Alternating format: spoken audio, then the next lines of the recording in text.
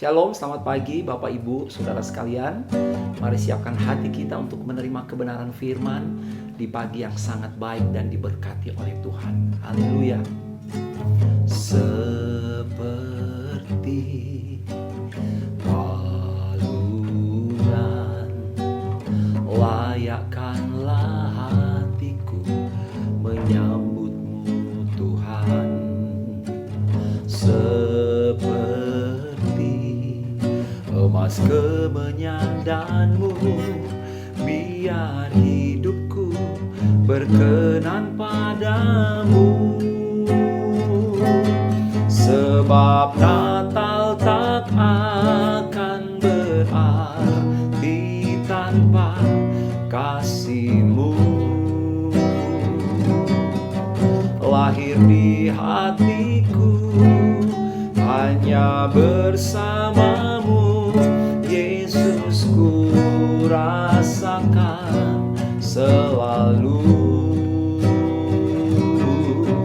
Indahnya Natal di hatiku, indahnya Natal di hatiku.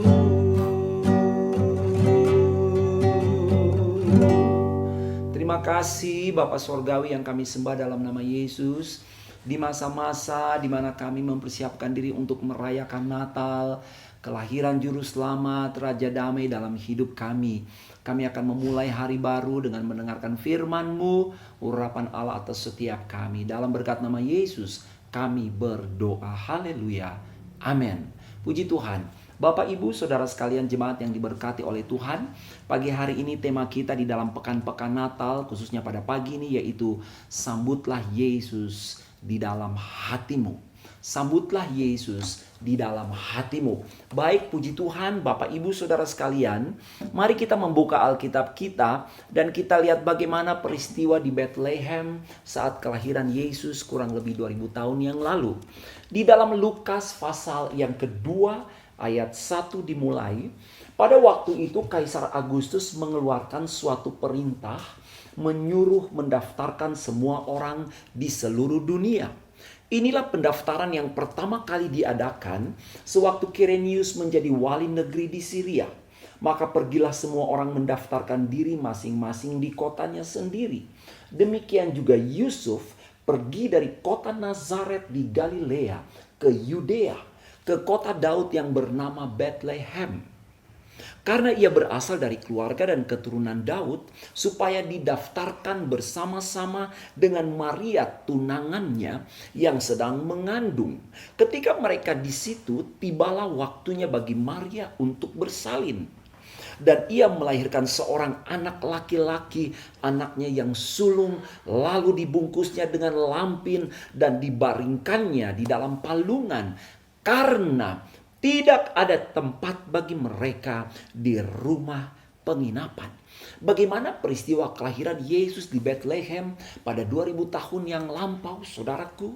Lewat pembacaan ayat kita, maka ayat-ayat ini menunjukkan bahwa, saudaraku, Allah turut bekerja di dalam segala sesuatu untuk mendatangkan kebaikan bagi kehidupan orang-orang yang berkenan kepadanya. Allah berkarya memakai dekret daripada Kaisar Agustus yang pada waktu itu menetapkan sensus di seluruh daerah kekuasaannya, di seluruh daerah jajahan Romawi. Dan untuk baik itu untuk tujuan militer maupun pajak. Tetapi kita melihat bahwa perintah Kaisar Agustus mengenai pendaftaran masing-masing orang di kota asalnya menyebabkan Maria dan Yusuf harus meninggalkan Nazaret di Galilea dan kemudian menuju Bethlehem di Yudea. Dan itu terjadi pada waktu yang tepat. Saudara sekalian jemaat yang diberkati oleh Tuhan, kita melihat bahwa dengan jalan demikian maka nubuat dan janji Allah di dalam perjanjian lama bahwa anak Allah Juru Selamat itu, Raja Damai, akan lahir di kota Bethlehem, itu digenapi. Sebagaimana disebutkan dalam Mika 5 ayat 1. Tetapi engkau, hai Bethlehem Efrata, hai yang terkecil di antara kaum-kaum Yehuda, daripadamu akan bangkit bagiku seorang yang akan memerintah Israel, yang permulaannya sudah sejak purbakala, sejak dahulu kala. Siapa dia? Yesus, Tuhan, Juru Selamat, Sang Kekal, Alfa dan Omega, yang sudah ada dari zaman purbakala, yang sudah ada sejak dulu kalanya. Bahkan dia ada bersama-sama dengan Bapa. Dialah Yesus, Allah Anak, yang menjelma menjadi manusia dalam peristiwa Natal. Dan saudara lihat, semua peristiwa bergulir terjadi dalam bingkai waktunya Tuhan. Allah bekerja dalam segala sesuatu menurut rencananya yang sempurna, mendatangkan kebaikan bagi orang-orang yang dikasihinya. Maria dan Yusuf, saya yakin mungkin mereka tidak menyadari hal itu. Ketika mereka menaati perintah untuk pulang ke kampung halaman mengikuti sensus. Saudaraku, padahal ketika saya melihat, saya menyelidiki catatan-catatan, maka perjalanan dari Nazaret di Galilea ke kota Bethlehem kira-kira 156,6 km, jarak yang sangat jauh. Pada waktu itu merupakan perjalanan yang sangat melelahkan dan sulit, mengingat Maria dalam kondisi mengandung, mendekati masa-masa persalinan. Jika perjalanan itu ditempuh pada saat ini, saudara-saudara, pada hari ini, ketika saya searching menurut Google Map, maka jarak 156,4 km itu jika ditempuh dengan kendaraan roda 4, ditempuh melewati Yitzhak Rabin, yaitu salah satu jalur di Israel, hanya ditempuh selama 2 jam 9 menit untuk kondisi saat ini. Ketika moda transportasi sangat berkembang, mudah ditemui. Tetapi menempuh jarak ini dalam 2000 tahun yang lampau, sekali lagi, sulit, sukar. Dan diperkirakan Yusuf dan Maria membutuhkan paling cepat 3 hari, saudaraku. Tapi mereka harus menjalaninya, sebab mereka ada di bawah bayang-bayang dekret Kaisar Agustus yang secara hukum bersifat memaksa. Tapi saudara tahu, di atas itu kita tahu ada pemerintah, kepala dari seluruh pemerintahan yang ada di dunia, yaitu Allah yang merancangkan dan merencanakan. Sehingga ketika Yusuf dan Maria pergi, maka di Betlehemlah Yesus dilahirkan. Saudaraku, betapa luar biasa Allah kita. Dia mengatur sejarah sehingga perintah Kaisar Agustus menjadi alat baginya untuk merealisasikan rencana agungnya. Yakinkah saudara di pagi yang baik ini bahwa tidak ada satupun yang terjadi dalam hidup ini di luar kekuasaan Allah kita yang menguasai waktu, masa, ketika, dan peristiwa. Jangan takut, saudara. Ketika mata jasmani saudara melihat situasi politik, situasi pandemi yang mengglobal, situasi ekonomi dan berbagai macam krisis yang terjadi, jangan takut, kembali kepada firman Allah. Di Natal ini, lihat penggenapan nubuat terjadi. Allah bekerja di dalam waktunya, dengan caranya, dengan kesempatannya. Dia menggerakkan segala sesuatu. Bahkan dia taruh dalam hati Kaisar Agustus untuk memunculkan, menerbitkan dekret, peraturan undang-undang yang mengikat semua orang termasuk Maria dan Yusuf. Dan dengan cara itu, maka nubuatan dalam Mika 5 ayat 1 digenapkan. Rencana Allah tidak dapat dibatalkan. Allah bekerja dalam segala sesuatu, mendatangkan kebaikan bagi orang-orang yang dikasihi Dia dan yang mengasihi Dia. Amin. Amin. Saudara, yang kedua, mari membaca dalam Matius 2 ayat 1 sampai 12. Sesudah Yesus dilahirkan di Bethlehem di tanah Yudea pada zaman Raja Herodes, datanglah orang-orang Majus dari timur ke Yerusalem dan bertanya-tanya, di mana dia, raja orang Yahudi yang baru dilahirkan itu? Kami telah melihat bintangnya di timur dan kami datang untuk menyembah dia. Ketika Raja Herodes mendengar hal itu, terkejutlah ia beserta seluruh Yerusalem. Maka dikumpulkannyalah Semua imam kepala dan ahli Taurat bangsa Yahudi lalu dimintanya keterangan dari mereka di mana Mesias akan dilahirkan. Mereka berkata kepadanya, di Betlehem di tanah Yudea, karena demikianlah ada tertulis dalam kitab Nabi, dan engkau Betlehem tanah Yehuda, engkau sekali-kali bukanlah yang terkecil di antara mereka yang memerintah Yehuda. Karena daripada mula akan bangkit seorang pemimpin yang akan menggembalakan umatku Israel. Lalu dengan diam-diam Herodes memanggil orang-orang Majus itu dengan teliti, bertanya kepada mereka bila mana bintang itu nampak. Ayat 8, kemudian ia menyuruh mereka ke Betlehem, katanya, pergi, selidikilah dengan seksama hal-hal mengenai anak itu. Dan segera sesudah kamu menemukan dia, kabarkanlah kepadaku, supaya aku pun datang menyembah dia. Setelah mendengar kata-kata raja itu, berangkatlah mereka, dan lihatlah, bintang yang mereka lihat di timur itu mendahului mereka hingga tiba dan berhenti di atas tempat di mana anak itu berada. Ayat 10, ketika mereka melihat bintang itu, sangat bersukacitalah mereka. Maka masuklah mereka ke dalam rumah itu dan melihat anak itu bersama Maria ibunya, lalu sujud menyembah dia. Mereka pun membuka tempat harta bendanya dan mempersembahkan persembahan kepadanya, yaitu emas, kemenyan, dan mur. Dan karena diperingatkan dalam mimpi supaya jangan kembali kepada Herodes, maka pulanglah mereka ke negerinya melalui jalan lain. Setelah orang-orang Majus itu berangkat, nampaklah malaikat Tuhan kepada Yusuf dalam mimpi dan berkata, bangunlah, ambillah anak itu serta ibunya, larilah ke Mesir dan tinggallah di sana sampai aku berfirman kepadamu, karena Herodes akan mencari anak itu untuk membunuh dia. Ayat 14, maka Yusuf pun bangun, diambilnya anak itu serta ibunya malam itu juga, lalu menyingkir ke Mesir. Ayat 15, dan tinggal di sana hingga Herodes mati. Hal itu terjadi supaya genaplah yang difirmankan Tuhan oleh Nabi, dari Mesir kupanggil anakku. Saudara sekalian, Bapak Ibu jemaat yang dikasihi oleh Tuhan, siapapun engkau yang sedang mendengarkan renungan dalam siaran pagi ini, ayat ini menunjukkan bahwa tidak ada tempat bagi Yesus. Dan Herodes dan juga orang Betlehem tidak memberi tempat yang megah bagi Yesus.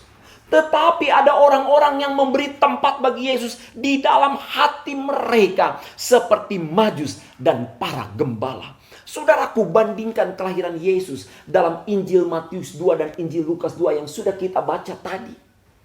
Ada apa persamaan antara orang-orang di Betlehem, Herodes, para gembala, dan orang-orang yang hidup pada zaman kini? Orang-orang yaitu engkau dan saya yang hidup pada zaman ini. Bapak Ibu, pada masa lalu dikatakan bahwa mereka menolak Yesus. Apa yang pernah dilakukan oleh Herodes dengan sadar dan penduduk Betlehem dalam ketidaktahuan mereka, saat ini telah dilakukan oleh manusia dengan penolakan yang tidak sengaja, bahkan disengaja, saudaraku. Di Betlehem, mereka tidak memberi tempat bagi Yesus. Sehingga Maria harus melahirkan di kandang yang kotor. Harusnya seorang wanita melahirkan di tempat yang steril, tempat yang bersih, yang sehat. Tetapi juru selamat ditolak. Dia hanya mendapat tempat di sebuah kandang, dan di sana dia dilahirkan. Bapak Ibu jemaat yang dikasihi oleh Tuhan, penolakan entah disengaja maupun tidak disengaja, mereka tidak memberikan tempat. Pada hari-hari ini banyak orang pun tidak memberi tempat bagi Yesus di dalam perasaan mereka, di dalam pikiran mereka, di dalam pengharapan mereka, di dalam tindak tanduk perbuatan mereka sehari-hari, dalam perkataan mereka. Bahkan dalam pandangan hidup mereka menyangkut kekekalan, mereka tidak memberi tempat bagi Yesus untuk memimpin, menguasai, dan menyelamatkan hidup mereka. Jemaat Tuhan yang dikasihi oleh Tuhan Yesus Kristus, dulu banyak orang membangun hidup mereka dengan doa kepada Allah yang hidup. Bahkan ada negara-negara besar yang membangun negara mereka dengan berkata bahwa mereka percaya kepada Allah yang hidup. Bagaimana iman mewarnai kehidupan bernegara. Tetapi saudara lihat bahwa hari-hari ini ada banyak orang yang menolak Yesus.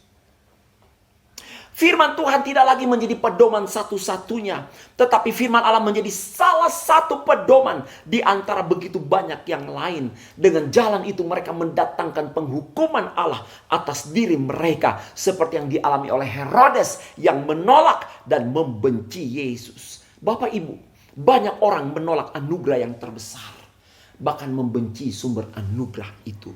Tapi saudaraku, jangan lupa, ada juga orang-orang yang telah membuka pintu hati mereka dan mengizinkan Yesus tinggal dalam hidup mereka. Yaitu mereka yang menerima Yesus sebagai Tuhan dan Juru Selamat pribadi. Mereka menerima Yesus. Jadilah penyembah seperti para Majus.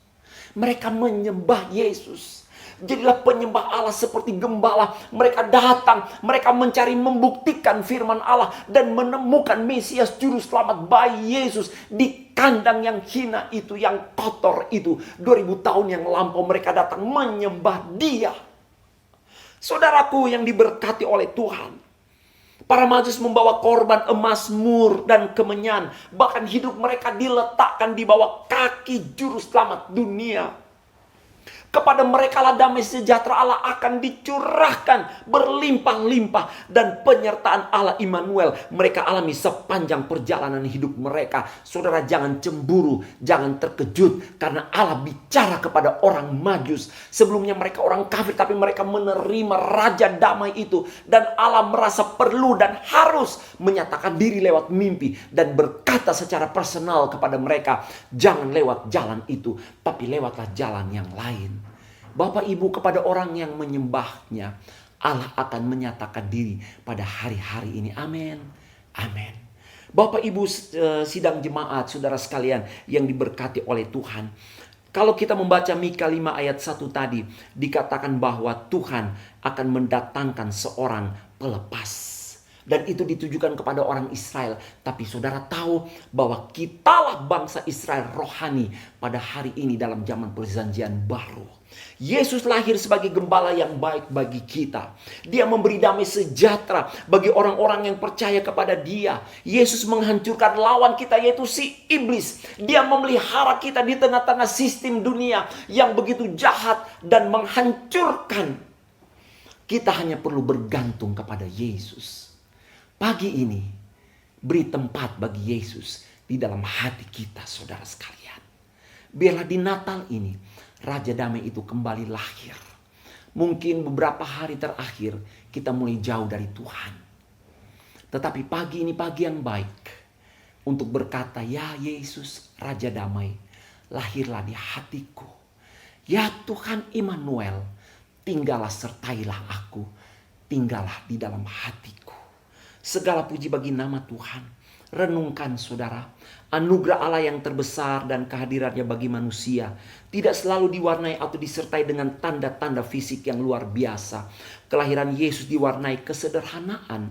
Tetapi saudara ingat bahwa dengan penuh kuasa dan kasih Allah dinyatakan pada malam itu.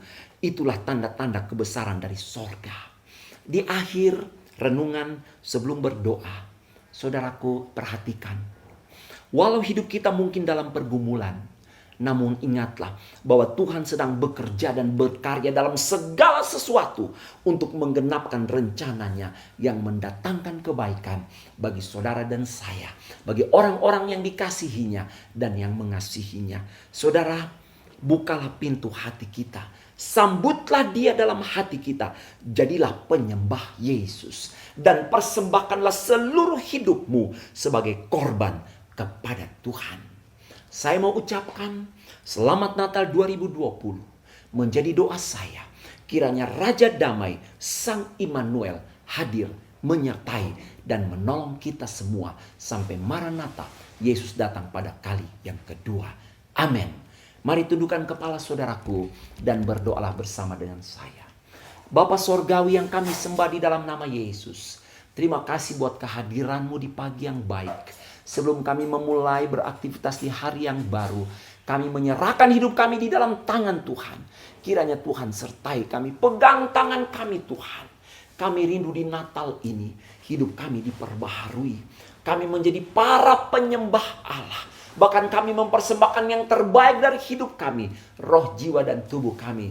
Kami serahkan di dalam tangan-Mu menjadi alat kepujian yang memuliakan nama-Mu. Seberat apapun pergumulan hidup kami tahu bahwa Engkau Raja Damai.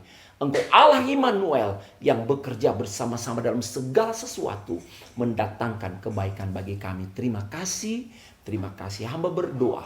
Berkati seluruh sidang jemaat, berkati gembala, berkati staf gembala, berkati diaken seluruh aktivis, diberkati dalam nama Yesus. Jemaat yang mungkin dalam kekurangan, Tuhan limpahkan, cukupkan di dalam nama Yesus.